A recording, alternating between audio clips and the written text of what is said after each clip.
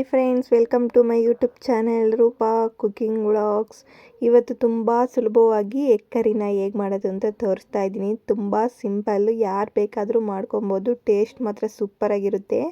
ಇದು ಗೀ ರೈಸ್ ಜೊತೆ, ಚಪಾತಿ ಜೊತೆ, ರೈಸ್ ಜೊತೆ ಎಲ್ಲದಕ್ಕೂ ತುಂಬ ಚೆನ್ನಾಗಿರುತ್ತೆ ಫ್ರೆಂಡ್ಸ್. ನೀವು ಒಂದ್ಸಲ ಟ್ರೈ ಮಾಡಿ. ಹಾಗೆ ರೆಸಿಪಿ ತೋರಿಸೋದಕ್ಕಿಂತ ಮುಂಚೆ ಯಾರೆಲ್ಲ ಸಬ್ಸ್ಕ್ರೈಬ್ ಮಾಡ್ಕೊಂಡಲ್ಲೇ ನೋಡ್ತಿದ್ದೀರಾ, ಪ್ಲೀಸ್ ಸಬ್ಸ್ಕ್ರೈಬ್ ಮಾಡ್ಕೊಂಡು ನೋಡಿ, ಸಪೋರ್ಟ್ ಮಾಡಿ. ಬನ್ನಿ ತಡ ಮಾಡ್ದಲೇ ರೆಸಿಪಿ ಸ್ಟಾರ್ಟ್ ಮಾಡೋಣ. ಮೊದಲಿಗೆ ನಾನಿಲ್ಲಿ 1-2 ಈರುಳ್ಳಿ, 1 ಸ್ಪೂನಷ್ಟು ಕಡಲೆ, 1-2 ಗೆಡ್ಡೆ ಬೆಳ್ಳುಳ್ಳಿ, ಒಂಚೂರು ಶುಂಠಿ, ಒಂದು ಸ್ವಲ್ಪ ಗೋಡಂಬಿ ಮತ್ತು ಕೊಬ್ಬರಿ, 1-3 ಪೀಸ್ ಚಕ್ಕೆ, 1-2 ಪೀಸ್ ಲವಂಗ, 1/4 ಸ್ಪೂನಷ್ಟು ಮೆಣಸನ್ನ ತೊಗೊಂಡಿದ್ದೀನಿ. ಮತ್ತು ನಾನಿಲ್ಲಿ 7-8 ಬ್ಯಾಡಗೆ ಮೆಣಸಿಕಾಯಿನ ತೊಗೊಂಡಿದ್ದೀನಿ. 4 ಟೊಮೊಟೊನ ರುಬ್ಬಿ ಪೇಸ್ಟ್ ಮಾಡಿ ಇಟ್ಕೊಂಡಿದ್ದೀನಿ. ಮತ್ತು ನಾನಿಲ್ಲಿ 6 ಮೊಟ್ಟೆನ ಬೇಯಿಸಿಕೊಂಡಿದ್ದೀನಿ. ಈಗ ಸ್ಟವ್ ಮೇಲೆ ನಾನು ರೊಟ್ಟಿ ಹಂಚನ್ನ ಇಟ್ಕೊಂಡು ಅದಕ್ಕೆ 2-3 ಸ್ಪೂನ್ ಎಣ್ಣೆ ಹಾಕ್ಕೊಂಡು, ಎಣ್ಣೆ ಚೆನ್ನಾಗಿ ಕಾದ್ಮೇಲೆ ನಾನಿಲ್ಲಿ ಆವಾಗಲೇ ತೋರಿಸಿದ್ನಲ್ಲ ಈರುಳ್ಳಿ, ಬೆಳ್ಳುಳ್ಳಿ ಮತ್ತು ಶುಂಠಿ, ಬ್ಯಾಡಗೆ ಮೆಣಸಿನ್ಕಾಯಿ, ಬೆಳ್ಳುಳ್ಳಿ ಮತ್ತು ಒಂದು ಸ್ವಲ್ಪ ಗೋಡಂಬಿ, ಕೊಬ್ಬರಿನ ಹಾಕ್ಕೊಂಡು ಈ ಥರ ಹುರ್ಕೊತಾ ಇದ್ದೀನಿ. ಹಂಚು ಮೇಲೆ ಹುರ್ಕೊಳೋದ್ರಿಂದ ಟೇಸ್ಟು ತುಂಬ ಚೆನ್ನಾಗಿರುತ್ತೆ ಮತ್ತು ಡಿಫ್ರೆಂಟಾಗಿ ಇರುತ್ತೆ. ಅದಕ್ಕೋಸ್ಕರ ಈ ಥರ ಒಂದ್ಸಲ ಟ್ರೈ ಮಾಡಿ ನೋಡಿ, ನಿಜವಾಗ್ಲೂ ಟೇಸ್ಟ್ ಮಾತ್ರ ಸೂಪರಾಗಿರುತ್ತೆ. ಇದೆಲ್ಲ ಗೋಲ್ಡನ್ ಕಲರ್ ಬರೋವರೆಗೂ ಹಂಚಿ ಮೇಲೆ ಚೆನ್ನಾಗಿ ಹುರ್ಕೊಂಡು, ಇದು ತಣ್ಣಗಾದ್ಮೇಲೆ ಒಂದು ಜಾರ್ಗೆ ಹಾಕ್ಕೊಂಡು ಒಂದು ಸ್ವಲ್ಪ ನೀರು ಹಾಕ್ಕೊಂಡು ನುಣ್ಣಗೆ ರುಬ್ಕೊತಾ ಇದ್ದೀನಿ. ಇದನ್ನು ಆದಷ್ಟು ಒಂದು ಸ್ವಲ್ಪ ನೈಸಾಗಿ ರುಬ್ಕೊಳ್ಳಿ. ನೋಡಿ ತೋರಿಸ್ತಾ ಇದ್ದೀನಲ್ಲ, ಈ ಥರ ನೈಸಾಗಿ ರುಬ್ಕೊತಾ ಇದ್ದೀನಿ. ನೆಕ್ಸ್ಟ್ ನಾನಿಲ್ಲಿ ಸ್ಟವ್ ಮೇಲೆ ಒಂದು ಕಡಾಯಿ ಇಟ್ಕೊಂಡು 2-3 ಸ್ಪೂನ್ ಎಣ್ಣೆ ಹಾಕ್ಕೊಂಡು, ಎಣ್ಣೆ ಚೆನ್ನಾಗಿ ಕಾದ್ಮೇಲೆ 1/4 ಸ್ಪೂನಷ್ಟು ಅರಿಶಿನ ಪುಡಿ, 1/4 ಸ್ಪೂನಷ್ಟು ಉಪ್ಪಿನ ಪುಡಿ, 1/4 ಸ್ಪೂನಷ್ಟು ಖಾರದ ಪುಡಿನ ಹಾಕ್ಕೊಂಡು ನೋಡಿ ಈ ಥರ ಚೆನ್ನಾಗಿ ಮಿಕ್ಸ್ ಮಾಡ್ಕೊಂಬಿಟ್ಟು, ಎಣ್ಣೆಲಿ ಉಪ್ಪು ಖಾರ ಎಲ್ಲ ಮಿಕ್ಸ್ ಆಗೋ ಥರ ಚೆನ್ನಾಗಿ ಮಿಕ್ಸ್ ಮಾಡಿಕೊಂಡು, ನಾವು ಆವಾಗಲೇ ಮೊಟ್ಟೆ ಬೇಯಿಸಿ ಎತ್ತಿಕೊಂಡಿದ್ವಲ್ಲ, ನಾನಿಲ್ಲಿ 6 ಮೊಟ್ಟೆನ ತೊಗೊಂಡಿದ್ದೀನಿ. ನಿಮ್ಮ ಮನೇಲಿ ಏನಾದರೂ ಜಾಸ್ತಿ ಜನ ಇದ್ದರೆ ಜಾಸ್ತಿ ಮೊಟ್ಟೆನ ತೊಗೊಳ್ಳಿ. ಮತ್ತು ಮಸಾಲೆ ಪದಾರ್ಥ ಎಲ್ಲ ಜಾಸ್ತಿ ಆ್ಯಡ್ ಮಾಡ್ಕೊಳ್ಳಿ ಅಷ್ಟೇ.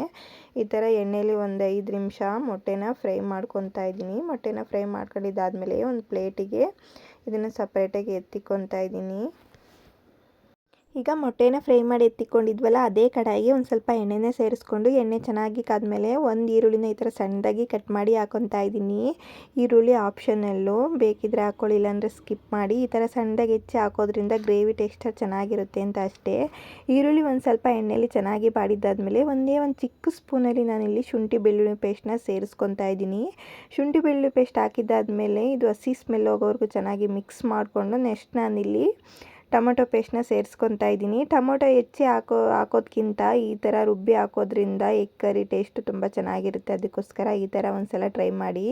ಟೊಮೊಟೊ ಪೇಸ್ಟ್ ಹಾಕಿದ್ದಾದಮೇಲೆ ಒಂದು ಸಲ ನೀಟಾಗಿ ಮಿಕ್ಸ್ ಮಾಡ್ಕೊತಾ ಇದ್ದೀನಿ. ಇದೆಲ್ಲ ಒಂದು ಸ್ವಲ್ಪ ಹಸಿ ಸ್ಮೆಲ್ ಹೋಗೋವರೆಗೂ ನೀಟಾಗಿ ಮಿಕ್ಸ್ ಮಾಡಿಕೊಂಡು 5 ನಿಮಿಷ ಫ್ರೈ ಮಾಡಿಕೊಂಡು, ನೆಕ್ಸ್ಟ್ ನಾನಿಲ್ಲಿ ಆವಾಗಲೇ ಮಸಾಲೆನ ರುಬ್ಬಿ ಎತ್ತಿಕೊಂಡಿದ್ವಲ್ಲ, ಆ ಮಸಾಲೆನ ಸೇರಿಸ್ಕೊತಾ ಇದ್ದೀನಿ. ಮಸಾಲೆ ಹಾಕ್ಬಿಟ್ಟು ಒಂದು ಸಲ ಮಿಕ್ಸ್ ಮಾಡಿಕೊಂಡು ಸ್ಟವ್ನ ಮೀಡಿಯಮ್ ಫ್ಲೇಮಲ್ಲಿ ಇಟ್ಕೊಂಡಿರಿ, ಇಲ್ಲಾಂದರೆ ಮುಖಕ್ಕೆಲ್ಲ ಸಿಡಿಯುತ್ತೆ.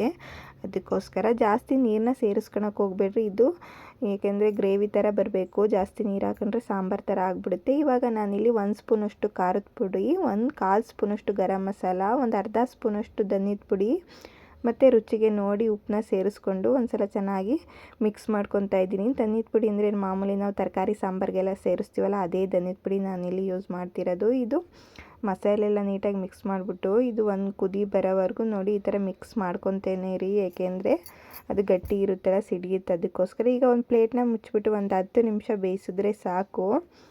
ಏಕೆಂದರೆ ನಾವು ಆಲ್ರೆಡಿ ಮಸಾಲೆ ಪದಾರ್ಥ ಎಲ್ಲ ಹುರ್ಕೊಂಡು ರುಬ್ಬಿಡ್ತೀವಲ್ಲ, ಅದಕ್ಕೋಸ್ಕರ.